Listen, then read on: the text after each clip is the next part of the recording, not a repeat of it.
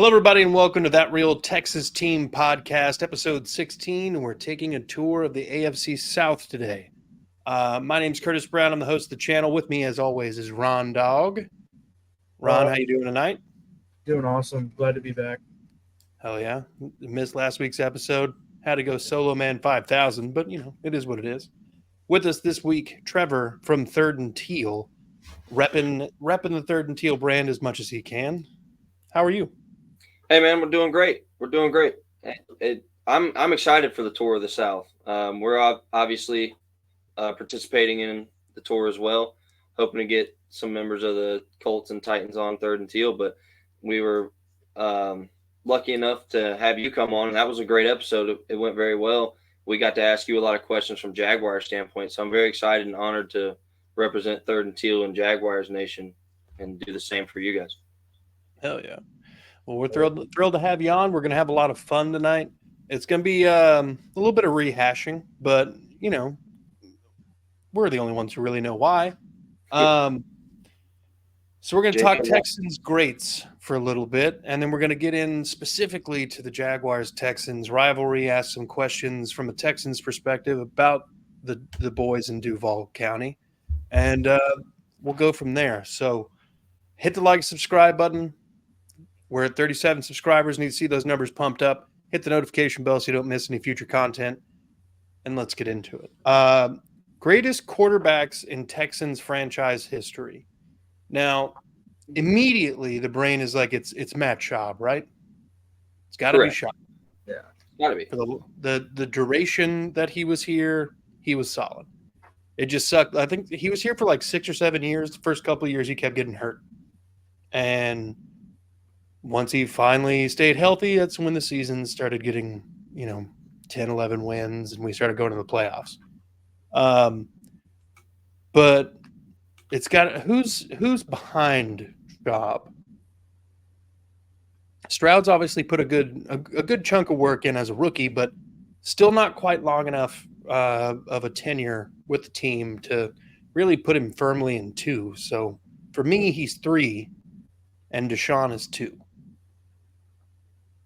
I think that's a reasonable ranking, but I will also say though, I mean, you've already gotten more consistent play out of CJ, in my opinion.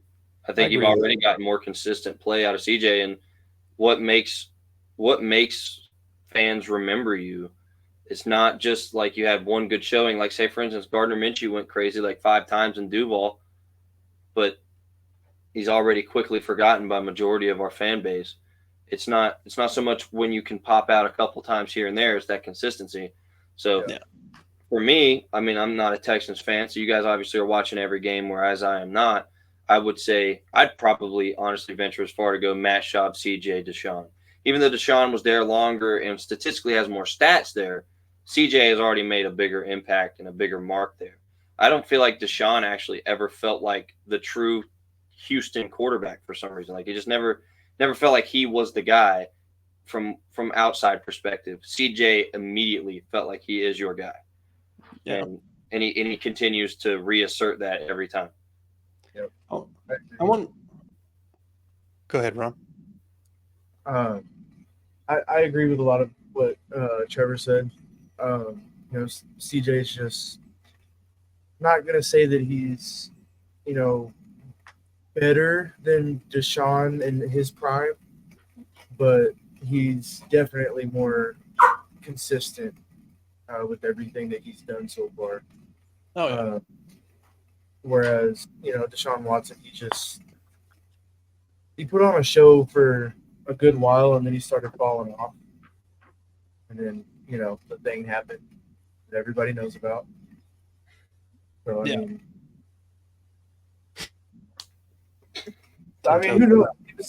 If he was still here, I got a question to, answer your question. If Deshaun Watson would have stayed, do you think CJ would have taken the first spot? For me, I don't think they draft CJ if they kept Deshaun. Yeah. If they would have kept Deshaun, that would have meant that he came back from injury and started playing really well. So if he comes back from injury and starts playing out of his mind, I don't think they take CJ to be. Yeah, I agree. I don't think that there's a world where Deshaun Watson and CJ Stroud would have ever inhabited the same roster. I think that Deshaun brought a lot of problems on himself by being difficult, kind of being like, I got to have certain people in certain places in power, otherwise I'm out.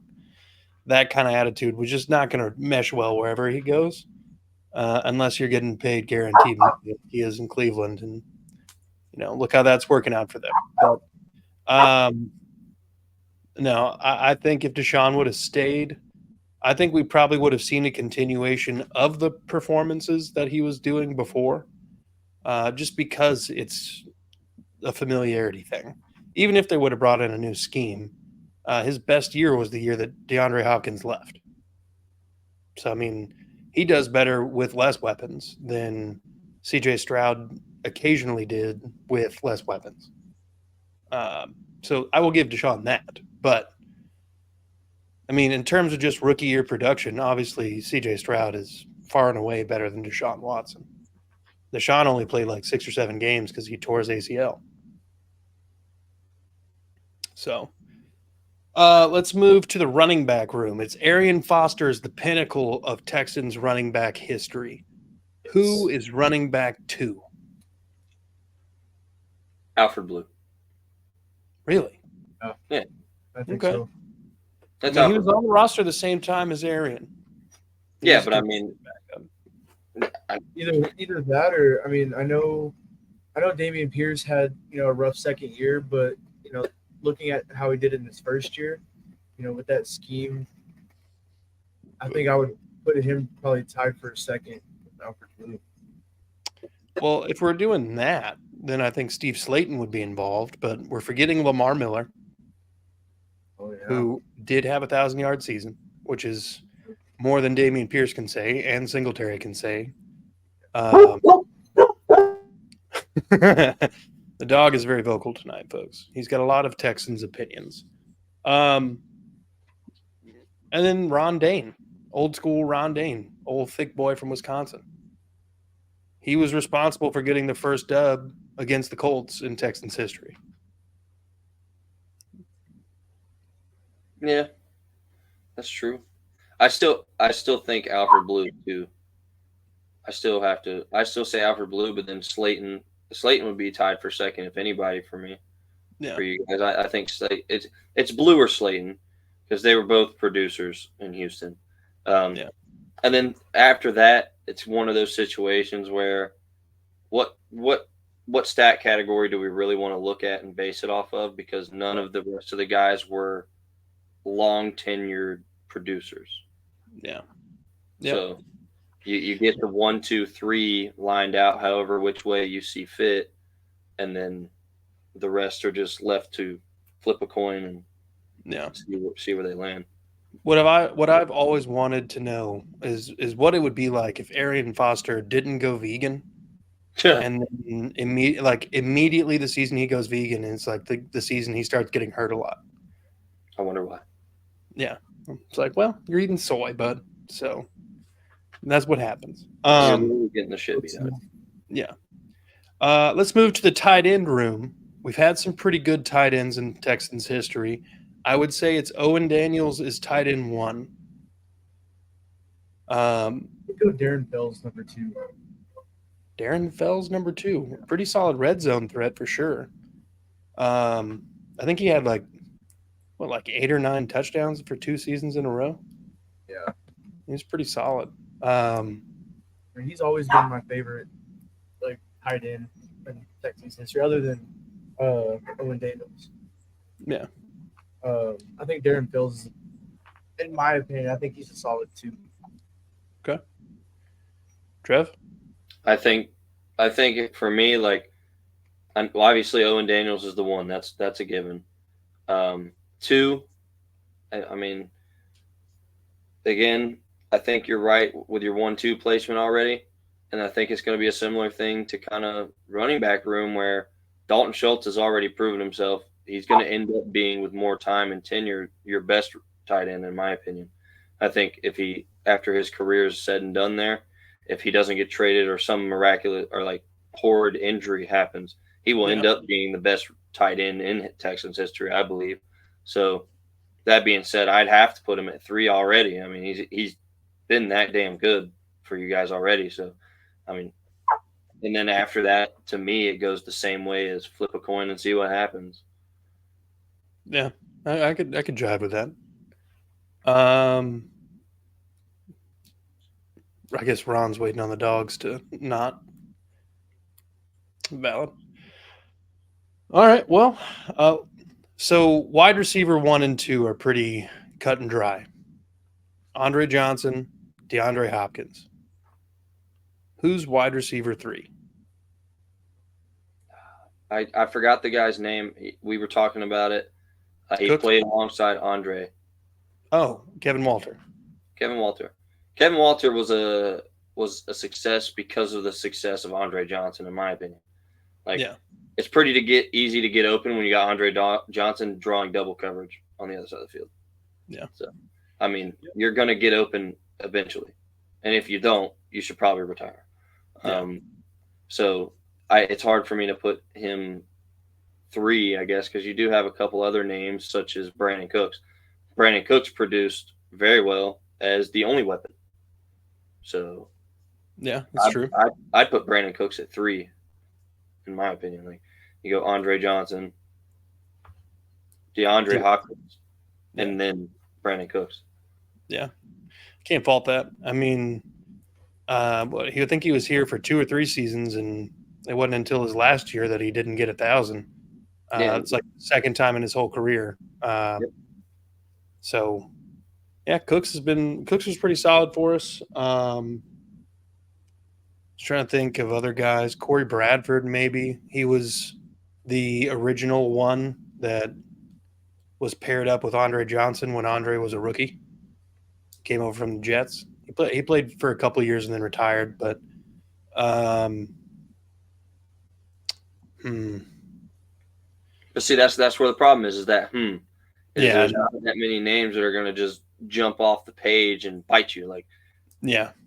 And then we had a lot of guys that had a lot of promise and then just never did anything, and that was the biggest problem. Trust me, so did we. I forgot about CJ Fedorowicz as a tight end. For 3 seasons before he retired for concussions, he was a solid tight end 1. So I'd probably put him at tight end 3. And then Dalton Schultz. Yeah. Is dog still barking down there, Ron? Yeah, he said me too. Oh, okay. Okay, sick. Hashtag. Oh God. Let's move to the edge rusher position group. We're going to put people in here like J.J. Watt, Mario Williams, Whitney Merciless. Where do we rank them? J.J. Watt's clearly 1. Mario Williams, and then Whitney Merciless? I'd about to say I'd swap the 2 after J.J. Watt. Okay. And then after that, you've already got your next one. Your next J.J. Watt. Oh, yeah. Yeah. Oh, man. That was golden, and I know that you're going to be watching. To the gentleman that said that, Shout out to you, T-Mac. Shout out to you. You gave me something I will never forget. That. Yep. I think Clowney's somewhere in there. I think you got to put John Grenard. Grenard's definitely in there. So, I mean, like, realistically, I feel like the edge rusher room is probably one where you could actually go top 5 or 6. Yeah, that's really one of the only positions you can deep at. Yeah, I was about to say that was one of your deep positions where you had talent. Yeah, I mean, a lot of those guys were playing at the same time. Yep. So, I mean, we had JJ, Mario Williams, and Whitney Merciless playing snaps at the same time on the same team. So, I mean, that was hell for anybody playing them. Yeah. Ron, you haven't said a word in a while because of the dogs. There you go. So let's hear something from you. I think with JJ Whitney, I can't remember his name. Mario. Yeah, Mario. And then I probably put, I don't know, man. Connor Barwin in there. There's just so many of them that like you can't really. It's hard to number them accordingly. Yeah. I mean, we've had so many defensive, like edge rushing greats. It's just hard to put them in a rank. Yeah, it's one of our more flush positions, but going from there to safety, where it's really not been as cut and dry. We've brought in some big names, but they've only stayed for a short time. And we've only really generated a couple safeties that were really solid from draft pick. Justin Reed, Andre Howell. I forgot we had Justin Reed. Not gonna lie, Yeah. like he Justin was here for Reed. a short time, right? Like a year or two. Yeah, we drafted in the same year. Oh, crap. I think it was like Bill O'Brien's last draft or something. Yeah. It's like him and John Bernard were on the same team. But, I mean, beyond that, it's kind of a crapshoot. There's like Glover Quinn had some pretty serviceable years. He didn't really have his best years as a safety until he left Houston and was well into his 30s. But Andre Howell had his best seasons as a safety and was very, very good.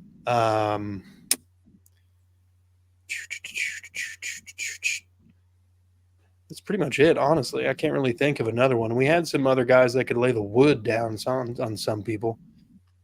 Bernard Pollard being that one person who could just destroy someone's day. And then we had that one time where we had Tyrann Mathieu, of course. And then, of course, the 8 games that Ed Reed was on the team. Because he showed up way late in his career and was very, very good.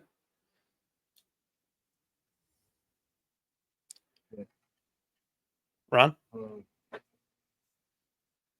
I think I would put Justin Reed in our top 5. And then obviously I would probably put Tyrann Mathieu number 4. And I mean, I just can't think of anything. Like it's hard to place my top 3. Yeah. I would say it's got to be Justin Reed, Andre Howell at 1 and 2. As just far as being like a homegrown talent, rather than like a couple seasons in out the building. Yeah, it's just hard to rank homegrown talent when the best talent that's come through for you guys at that position, for the most part, was brought in and then departed. Yeah. We have that same problem. It's not exclusive. I mean, we're struggling. We're poverty franchises trying to climb our way out of the basement, and we're getting there. I mean, the AFC South has never been this strong. We're in that 32-foot hole, and we're down there at the bottom, scraping our way up. Exactly. Let's get to the last position group I wanted to touch on: linebacker. Now we'll encompass outside and middle linebacker in the same one, but we're not talking edge rushers. So pure off-ball linebackers. Brian Cushing. Absolutely. 100%. Those are top 2 right there. Yeah.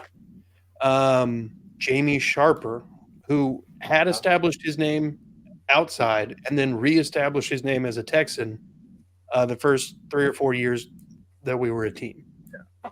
And then I would put Blake Cashman in there somewhere. I mean, he did a lot. Solid too. Say again? He said he put Blake Cashman in there somewhere. And I think, I have to agree with that. Cashman's solid. Yeah. I'm trying to think of other guys that have had really solid years for us at linebacker.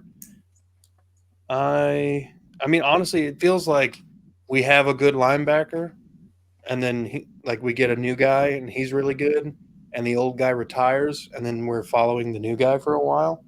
There's never really like a lot of them at the same time. Yeah, and they never actually seemed to take that step into superstar other than Cushing. Cushing was a superstar. Yeah. Like Cushing at like basically what I mean by superstar, like Cushing was at his top peak. He was probably arguably one of the best in the league. Period. Yeah. I mean, he was arguably top 3. Like he was lineman without a helmet. Yeah. Yeah, he was a maniac. It's like steroids at its finest. Yes, 100%. And if I'm not mistaken, he's actually a linebackers coach for the Raiders right now. Yeah. I would not be surprised. Yeah. He needs to be a coach. That guy's fucking insane. Yes. He's slipping little bits of steroids in their water. That's like he's like our Joe Henderson. Come on, Joe. Come on, Joe. You gotta hit me harder than that, Joe. Yeah. or Paz Lesney. Paz Lesney was a fucking maniac as well. Paul Paz Lesney was a fucking beast.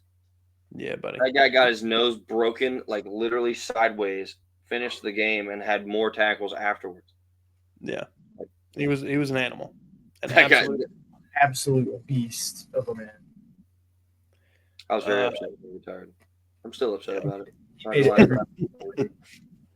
Yeah, and I would say he got better when he got to Jacksonville. Because did he start in Jacksonville or did he start in Buffalo? He was in Buffalo first, and then we got him, and he retired a Jaguar, if I'm not mistaken. Yeah, he did. But well, actually, I know he did. I don't know what I mean. Anyway, I know he did. But yeah, Paz definitely peaked in Jacksonville and was fucking insane. There's another guy that's on my wall over here, and I usually keep him out of the background of the videos because I respect his on-field play and who he was as a player. I can't necessarily say the same about his off-field activities and the things that he was involved in. It absolutely is. It's Telvin Smith. I have an on-field jersey of Telvin Smith, and Telvin Smith was a fucking dog. Yeah, literally. I mean, he was literally in all facets of the word, on-field and then off-field for different facets with the same terminology. You know, like on-field though, dude was fucking insane. Like he really carried the defense until Jalen Ramsey got his feet under him. Yep. And then Calais Campbell was doing the same. But because right after Paz, if it wasn't for guys like him, our defense would have been nothing. Yeah. Nothing. Yeah, and he was just a freak athlete. And God, I hated playing against him. You can only look at the jersey and think of what could have been. Yeah, because he retired from the league at like 28 or 29. Yeah, he retired fairly early for mental health reasons, and then got in trouble almost every fucking day after that. Yeah, makes sense. Classic. Yeah. Well, I think that's a good spot to end the greatest segment here. So let's get into Jaguars Texans. So, question 1. I just explain to all the Texans fans out there who don't understand why Trevor Lawrence got paid. Help them understand why. Okay. Well, I would ask that every Texans fan look back to the days of Davis Mills of recent memory, or the days of 3-win seasons, or even worse than that, because we had them too. Okay. That being said, we've had back-to-back winning seasons for the first time since fucking Nam. That alone is worth paying the guy. Okay. But then let's talk about some of the things that the numbers don't show you, such as mental fortitude and overall ability to silence the crowd. He's in Duval, which I don't know if you guys have ever been in Everbank, but when it's a big game, that bitch is rocking. All right, like Everbank rocks, son. And I can only imagine. I wasn't fortunate enough to be in the building, but I can only imagine the intensity when the Chargers were there for that wild card weekend. Okay, like it was insanity. Threw 4 picks in the first half. Absolutely detrimental first half start to a game. I guarantee you would be hard pressed to find another quarterback that is currently playing in his age group that would be able to stand in the face of that, come back, win the game with a defense that forced no turnovers that game. We forced no defensive turnovers whatsoever. He just literally took the game and made it his own. Like, that is what you call carrying a team. Yeah, There's no ifs, ands, or buts. So that alone is worth paying the guy. And then you think about things like the things you can't teach, the intangibles, the height, the size, the strength. I can remember specifically, Texan fans will relate to this. You guys were fucking pissed when C.J. Stroud spent all that time in concussion protocol and Trevor Lawrence was back in 5 days. Yeah. Cleared concussion protocol in 5 days. I got so much shit from Texans fans about how they rigged it. It's this, it's that, it's whatever. Call it what you want. Call it what you want. Okay. But that guy's a tank. He plays through injuries. If he can still move, he's going to fucking take the field. The best ability is availability. You pay him for that. Okay. And then I'll bust out some numbers for you because I like to keep these handy because there are plenty of people that ask that same question. Shout out T-Mac. That, say he's an unproducing quarterback and that he has similar careers to Daniel Jones, Gardner Minshew, or Mac Jones. Mac Jones is now his bitch, first of all. So just first and foremost. I'm going to read you the stats for the last 30 games of these other three quarterbacks, and then I'll read you Trevor Lawrence's stats. Okay. Mac Jones, QBR 80.9, 6,200 yards, 32 touchdowns, 30 picks in his last 30 games. Gardner Minshew, 87.8 QBR, 4,800 yards, 25 touchdowns, 13 picks in his last 30 games. Daniel Jones, 84.7 QBR, 5,600 yards, 25 touchdowns, 18 picks in his last 30 games. Okay. None of these quarterbacks broke over 6,300 yards. None of them had a 90-plus QBR, and none of them broke over 30 touchdowns. Trevor Lawrence has a QBR of 91, 7,400 yards, 43 touchdowns to 23 interceptions in his last 30 games. His career is not identical, and it's not even close. Yeah. It's not even close. But if you hold up numbers, first of all, let's talk about the fact that Daniel Jones has played longer and their careers are still that similar. You're an idiot if you really hold them two together and think you have a valid argument. You should stop watching football. This is not for you. I mean, it's really that simple. This is just not your thing. Other things I'd like to mention is ball placement. I will argue that Trevor Lawrence has the best back shoulder fade in the NFL right now. Find a quarterback that throws a better back shoulder ball in the back corner of the end zone. That man has threaded back shoulder fades when you couldn't even see the receiver's hands, but it got there. He's also, like, his ball placement. Now I'll say this: he does have a problem where he sails them sometimes, but he's still young. That's correctable, and it's being corrected. He does it less and less. A lot of those that people say he sailed last year were really just Calvin Ridley being a dumbass, if I'm being completely honest. I mean, it's that simple. But the ball placement, the mobility, the guy is 6'6", and he's fast as shit. He's mobile as hell, and he stiff-armed a whole defensive fucking lineman to keep the Titans out of the playoffs and send us to be the division champs. I mean, what more do you want from the guy? First, that's what I'd have to ask. If you don't think he should have been paid, what more do you want from him? Honestly, What else does he have to do? He brought us a playoff victory, our first one since 17. Brought us first back-to-back winning seasons in a long time. I mean, and he did it his first year. Everybody around the league is a general understanding that you should probably scratch that from record. Mainly not because like his stats don't matter, I guess, but like he was winging it the whole time. He didn't even have a real coach. I mean, Urban Meyer was an absolute joke and a complete and utter failure of an experiment. Immediately under Doug Peterson, first 2 years back-to-back winning seasons. Now, another thing I'd have to remind people, do not get me wrong when I say this, C.J. Stroud is incredible for who he is and how young he is in the league. But the idea that CJ Stroud is just worlds better. Trevor Lawrence was top 5 in almost all QB stats before his injuries last year. Was playing better ball than almost every quarterback in the National Football League. Injuries matter. And injuries are, for some reason, an excuse for everyone except for players in Duval. To be completely honest with you. Because when CJ Stroud came back off of his injuries and played like shit and got manhandled by the Panthers, it was, oh, he's still recovering. And I'm not saying that like it was your fans, but even national media was hailing that. That it was, oh, he's just still shaking up. Where's that for Trevor Lawrence? He didn't get hurt before the Panthers game. I thought he did. I thought he had his first injury before the Panthers game, and then he got I think it was the game right after, right? Yeah. Or was it the game after? I think it was the game after. Yeah. Then it was rushed the shit out of him. You just couldn't do anything with it. Yeah, they did. They just blew the shit up every time.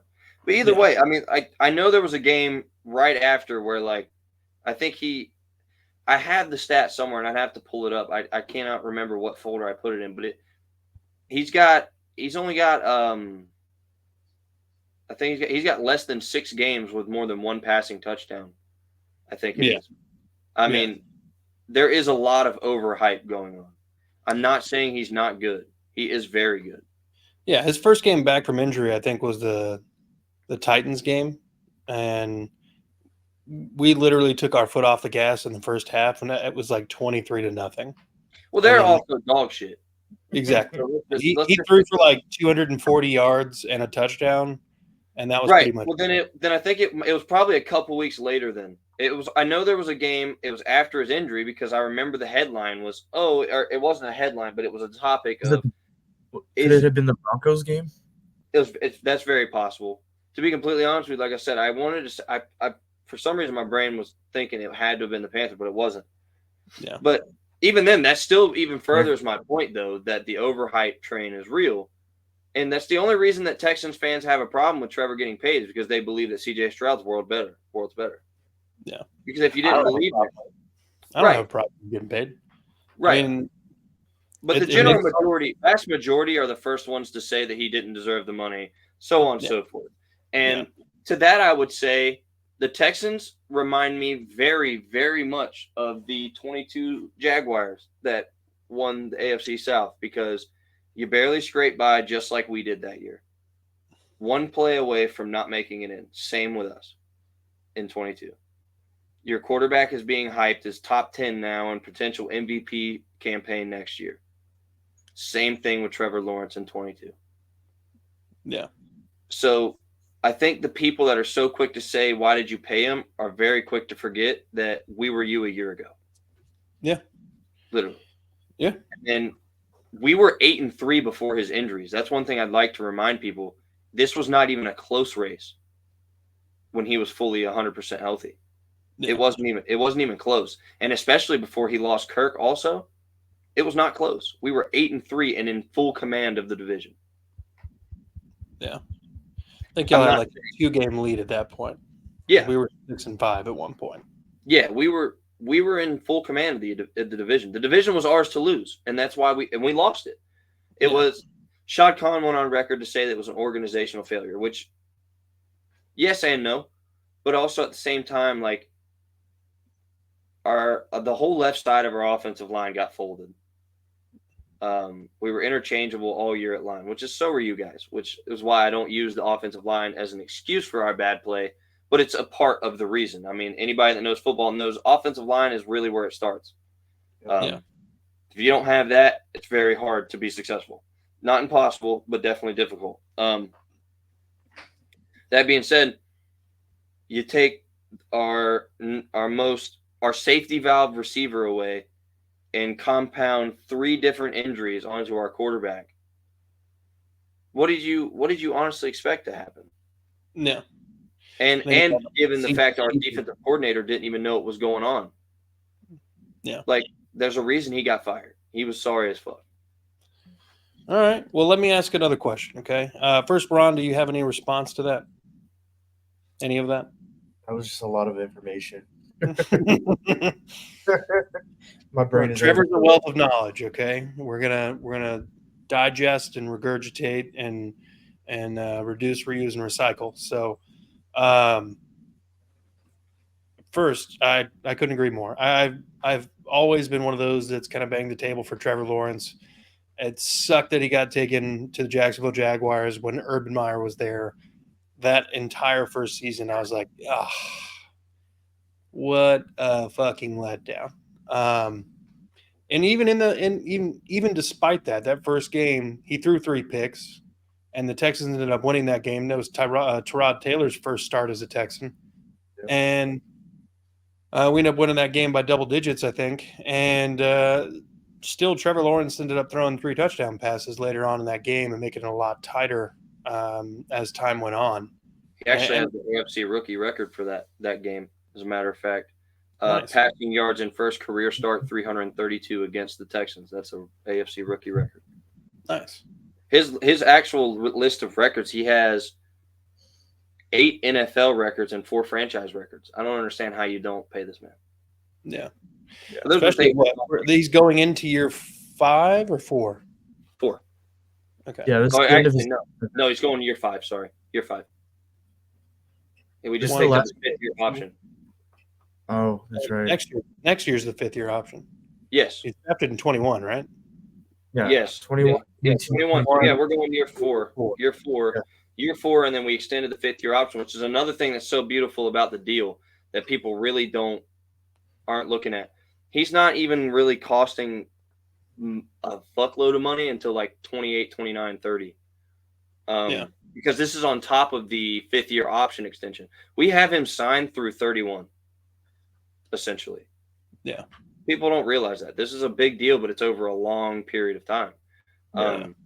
I mean, we will have a 4-year window to re-sign and continue to build the team around him. Yeah. I don't understand how anyone can say, oh, he's breaking the bank. He's really not.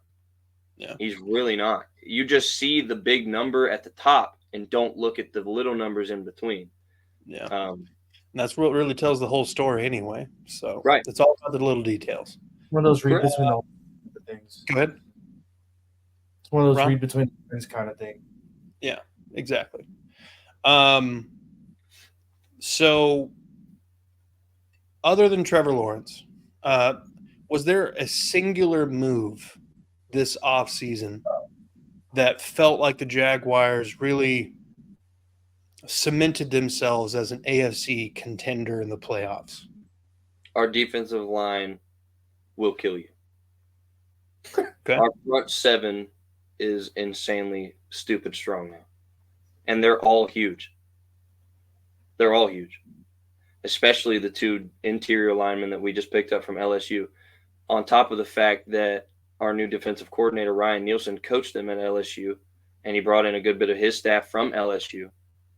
We're building a good rapport there. Those guys are going to do very well coming off the rotation. Devon Hamilton's back off of blood poisoning. Anybody that knows anything about Devon Hamilton knows that before blood poisoning, that guy was unstoppable. Blood poisoning definitely slowed him down. I mean, as I would imagine to do that to anybody. Yeah. So he's back and doing very well. I think what made or broke, like what was the make or break for whether or not our defensive line would be the best, at least in our division, in our front 7, is which one of us got Eric Armstead. Because you guys were in the bid for him, the Titans were in the bid for him, we were in the bid for him. I don't really think the Colts were because Jim Irsay doesn't really give a shit to do anything meaningful whatsoever. So we're all in this bidding war for Eric Armstead, and he ends up coming to Duval. That did it. Not so much him by himself, but the pieces we brought in, plus him, along with the return of a full health Devon Hamilton. You take away Devin Lloyd's thumb cast, and he's got 5 or 6 more picks than he had last year, alone by himself. Foyesade Alukin is got to be top 5 at least linebacker in the league right now. I'm name a better front 7. Yeah, it's a really tough group. I mean, I think there's only one defense in the AFC that I think gives people more nightmares, And at that moment, that's the Jets. It should be, though, and that's understandable. Yeah. The Jets' defensive line is just retarded, and absolutely, like it's just filthy. So, Ron, what do you have to say about that? I mean, there's not much to say. Y'all really covered it all. Okay, that's fair. From a Jaguars perspective, was there any moves that anyone in the AFC South made where you were like, "Oh shit, this just got a lot more difficult"? Daniil Hunter, and I'll say why, because our offensive line still has a good bit of question marks on it. We definitely got a lot stronger, and I think if we put the right people in the right places, we're good. We have the players to be a really good O-line, but for some reason, Press Taylor's too fucking stupid to do it. So we battle that every game. But we strengthen up a lot. But the main thing I will say this: Anton Harrison pretty much took Will Anderson Jr. out of the game both times we played you guys. Anton Harrison's a stud. Yeah, fucking stud. Yeah. He's so good. And then bringing in Javon Foster, we don't know what he'll be yet in the NFL, but an SEC All-American, that says something. That's the toughest conference in college football. Argue with your mom. Okay, that guy's an SEC All-American. He's doing something right, and he's a mountain of a guy. Mitch Morse. The biggest problem with our offensive line is we had the worst center in all of the National Football League. Our center was so fucking bad. I don't even say his name, actually. I actually don't. I make it a point to try not to ever say his name. It's that bad. It's like Voldemort. I think. Yeah, literally. Basically. Yeah, you don't speak that, you know. And then we brought in Ezra Cleveland last year. One of the most solid pickups I think we've done in a long time. And then I'm not talking about like pickups such as like name value wise. I'm just like saying like one of the most like it's not going to break the headline. It's not going to be all over national news, but it was a solid fucking pickup. Yeah. Ezra Cleveland's very good. I think that if Javon Foster comes in and does as well as we know he can do, Cam Robinson will not get a new contract. I think Brandon Scherf is on one of those prove it years if anybody on our staff has common sense, because we paid him a boatload of money and he's done a boatload of fucking nothing. And then we already know we got an Anton Harrison. So really at this point, we're just looking at who the question marks left to me now are Brandon Scherf and Cam Robinson. And then the rest is just keeping everybody healthy. But Daniil Hunter, to me, was the one that posed a problem. But I won't say it was one like, oh, shit, this got really difficult per se. I can't say that I saw any addition so far, other than I would say maybe L'Jarius Sneed going to Tennessee. That's a problem. Yeah. That's a problem for anybody. I mean, L'Jarius Sneed's a stud. Daniil Hunter, I think you gave. I think with the addition of the Daniil Hunter, you equaled what our defensive line was last year. Does that make sense? Not what it is currently, but I think now you're at the value of defensive line we had last year with just Trayvon and Josh making most of the plays last year. So that being said, that doesn't worry me too much. I mean, it's still going to be a fight. It's not going to be easy, but like, that's not what would make me like look twice. It's probably the L'Jarius Sneed signing after all. You know, the more I think about it, it's probably the L'Jarius Sneed. Okay. So I got a question. Okay. From a Jags perspective, for our rivalry this season coming up, as of right now, do you think it's going to be a sweep either way, or do you think it's going to be like a 1-1? That's tough. I think the first game is going to be what tells. And the reason I say that, normally we historically split. Yeah. We historically always split. You win in Jacksonville, we win in Houston. I hate it that way, but that's usually how it goes. I will say, and this is not even – I take all of my bias and throw it away for a minute. Just team for team-wise, roster for roster. I do believe on paper we have the better team at this point. Like, we are deeper at receiver now. We're deeper at corners and safeties. We're stupid fucking strong at front seven. Our running back room is super strong. Like, I think the only thing left is those 2 question marks that I mentioned on the offensive line. I mean, I think right now, paper for paper, we have the more solid roster. Not to say you guys don't have stars. You have plenty of them. But I just think roster for roster, we have a more solid roster. So what's going to tell for me is that it's not even going to be first game that we play against Houston. It'll be first game of the year. And I'll know then whether or not I think we'll split or if we have a potential to sweep. I don't think Houston will take the sweep, personally. I think in my opinion, just and not even just just fair football knowledge opinion, I think the best they look for there is the split.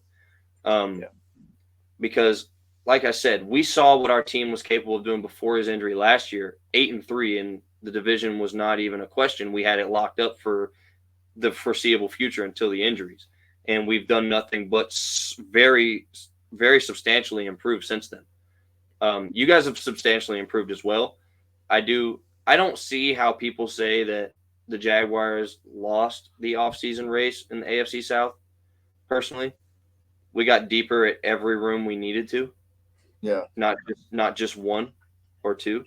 But that being said, if we come out game 1 of the regular season and our defensive coordinator, Ryan Nielsen, has put it together already, which I do believe he will, because if I could remind you, in case you didn't know, for the first half of the year before the Falcons defense was plagued with injuries as well, Ryan Nielsen had the number 1 defense in the NFL over in Atlanta with, in my opinion, significantly less star power there than what we have in Jacksonville. So that being said, I know it's capable. It's just, what will it be? Basically, what my overall summary would be is we need to see the translation of the improvements.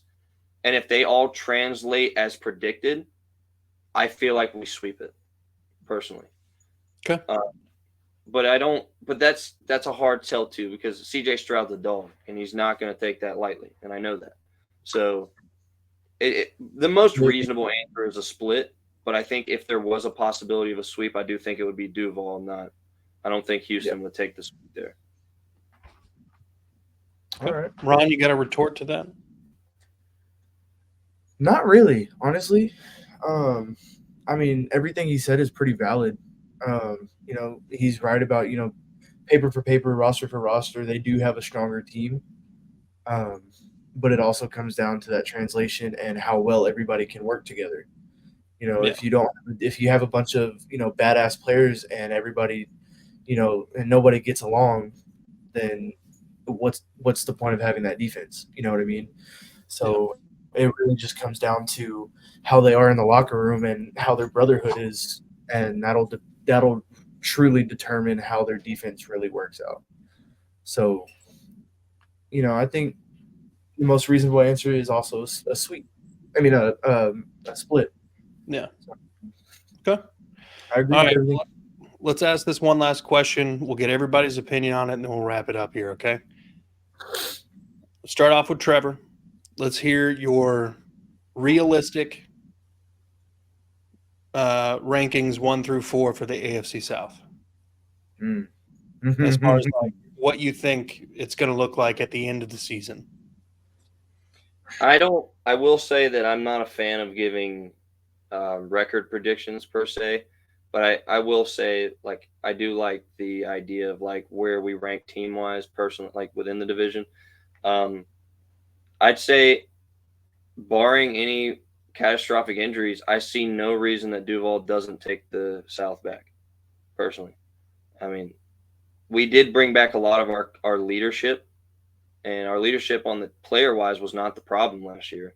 We saw what the problems were, and we've addressed them accordingly. So all we can speak on now is hypotheticals, obviously, without seeing translations. Right. So without seeing the translations, I think it goes Jacksonville, Houston, and then probably Indy, Tennessee again. And even though Anthony Richardson will still not make the field, Joe Flacco is still a very good quarterback option. And the Colts have a hell of a team around him. So that being said, the Titans to me did nothing but a bunch of lateral movements other than L'Jarius Sneed. Yeah. Well, they made upgrades to their wide receiver room for sure, because it was literally Treylon Burks and D Hop last year. All And they Burks, did was add up. Burks was nothing. They added a washed up distraction.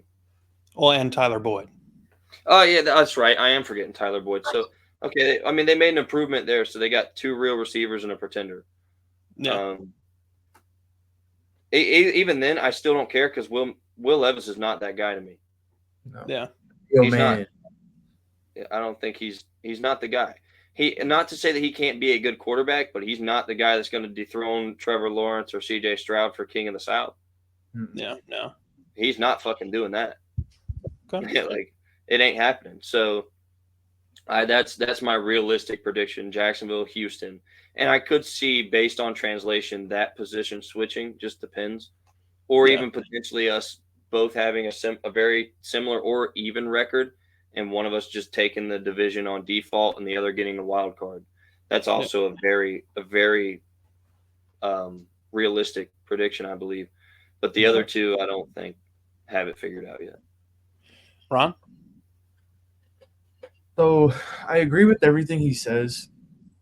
I think it'll be a close race between, not close, but fairly decent race between Colts, Jags, and Houston.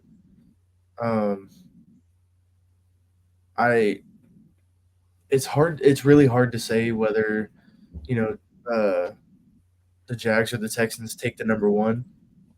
I would have to put them both, similar records, similar standings. I think it would really come down to whether it's a sweep or a split between those two. And then, the Colts, they'll be like a close third between the three of us. And then, I could see an improvement on the Titans, maybe a couple games more wins than what they had last year. But I don't think it'll be anywhere near contending with us. Yeah. I'm going to have to agree with both of you. I think that our division as a whole has taken steps forward. I could see a world where the Titans are in 4th place with 8 wins. I could see that happening. They still would have a losing record at that point, but the Colts could have very easily 9 wins. The Texans, the Jags could easily have 10 plus. Every bit. It just depends on how things shake out. Realistically, I could see there being a little bit of a sophomore slump and that kind of sliding the Texans down to 2nd place and having the Jags reclaim the title. That's why, to me, the Jags are the most realistic threat to the AFC South Championship this year because, one, they've already done it recently, and they did only really get better. And they drafted like fucking dogs. Oh, dude. Certified fucking studs, dude. And that's one thing before, if you don't mind, I know you said you want to wrap it up. There's a couple things I'd like to say to just the Texans community. For the fans, I know you guys probably don't watch Third and Teal, but I would encourage you to do so, mainly because if you actually love football, it's worth knowing what's going on. But I will say we do a segment, it's called Miss Me With That Bullshit. And on that segment, I discussed where the Texans fans, you guys are very sensible, but I do have to say, in my opinion, Texans have some of the most delusional fans in the AFC South. They have absolutely, completely fucking lost it. They saw C.J. Stroud do well for like 5 or 6 games and then think all of a sudden he is the fucking MVP of the league. They're completely delusional. He's very good, but chill the hell out, okay? Because first point I would make, in 22, they say, oh, you barely skated by. Well, last year you skated by. You're one dump pass away from Gardner Minshew from being eliminated from the playoffs. You're one dump pass away. Yeah. Okay, so that was a skate by in and of itself. And then you continued to do the exact same thing we did. Win one, lose the next. But I will say, though, you lost considerably harder in the divisional than we did. We also won considerably harder than you guys did. You did. But I was just about to say, but on the flip side of that, you won considerably harder the week before. So, that's a give and take there. Who's your play? Comes out in the wash. Right. Yeah. It does. It comes out in the wash. So at that point, we both skated by on our recent titles, but we still claimed them. The next point I would like to make. What we did last year is, in my opinion, nothing short of incredible considering the available talent. Not like nothing short of incredible the way we collapsed. I'm talking about before the collapse, because you think we got Calvin Ridley. Everybody on the field, the team looks good, but Calvin Ridley couldn't catch a fucking cold in Antarctica. Like, dude had 6 or 7 touchdowns alone that he dropped by himself. Okay, on his own. Not to mention Zay Jones 7 or 8 on his own, just because they weren't aware enough to put 2 feet in the fucking end zone. What do you get? You get paid millions of dollars. Put your fucking feet in bounds, dude. Like, it's that simple. Or just the wide open layups that they're just fucking, they just can't get it together. No. Literally, just exactly like that. Just literally finger fucking himself the whole time. Has no idea what the hell he's doing. You think now we've got a guy in Brian Thomas Jr. That guy is a certified stud. Certified. He's tall and he is faster than fast. Like, fast as fuck. Yeah. I think if he didn't play on the same team as Malik Neighbors, he would have gotten a lot more media coverage than he did, and he still got plenty. So, yeah. I mean, that's the point there. And you look past that to the fact that one of our weak spots, the only thing I think that separated Houston from us last year was our offensive coordinator being a dumbass, and I think we figured that out more as the season went on. We went on to an 8-3 record. We definitely figured it out. Until the injuries, but we had it figured out at least. For the most part, we still had plenty of glaring issues, but we figured it out for the majority. What kept you guys really in the game, though, was your ability to run past our secondary. I don't see that shit happening anymore. Tyson Campbell is not only healthy now, but we brought in Flowers and Darnell Savage. Those two are studs. Take away them for a second. Jerry and Jones did not allow a single touchdown in 2 full years. That guy is a fucking monster, and he's fast as shit, dude. He's like a freak of nature to the football as well. He's a literal fucking piss missile when the ball's in the air. And then right after him, Prince. Prince is also very athletic, got good hands, a missile to the ball. We also saw that Monteric Brown had flashes that he could be very good with more time.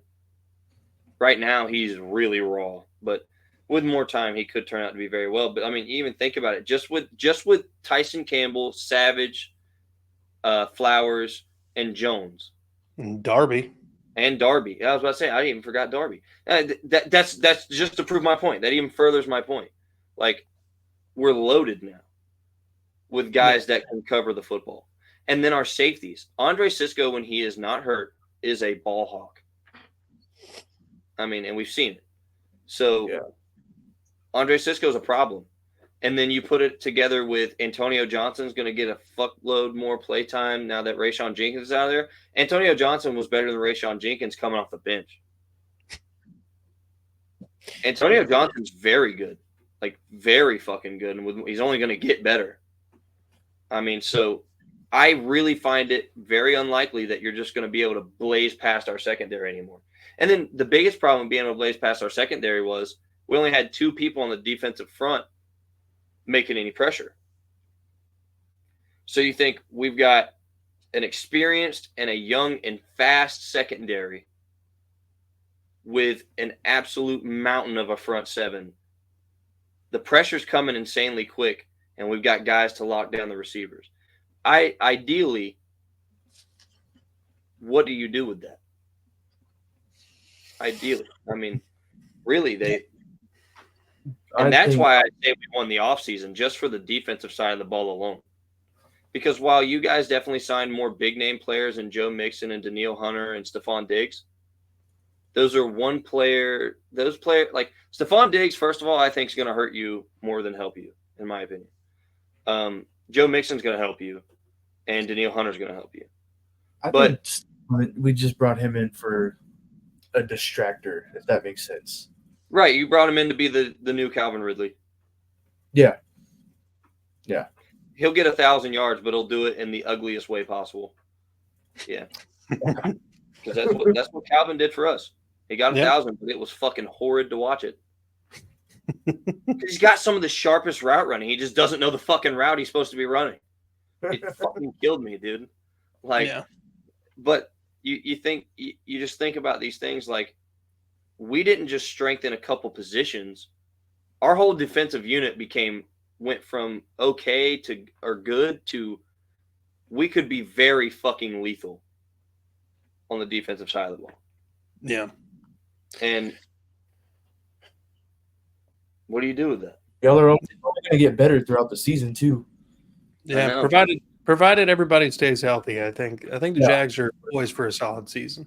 Yeah, I do too. With that being said, I think that's a good spot to go ahead and wrap this bitch up. Trevor, I want to thank you for taking time out of your evening. I know you're busy with Third and Teal, and you got your own stuff going on in your life, so I appreciate you taking the time. Ron, same thing from you. I know you're a busy man. He's a young father, folks. He's got his own stuff going on. He works hard. Appreciate you taking the time out of your evening. Folks, thank you for watching. Hit the like, subscribe button. We're trying to grow the channel. We're at 37 subscribers. Let's hit those numbers. See them hit 50 sometime soon. And most of all, be good people. Be good people.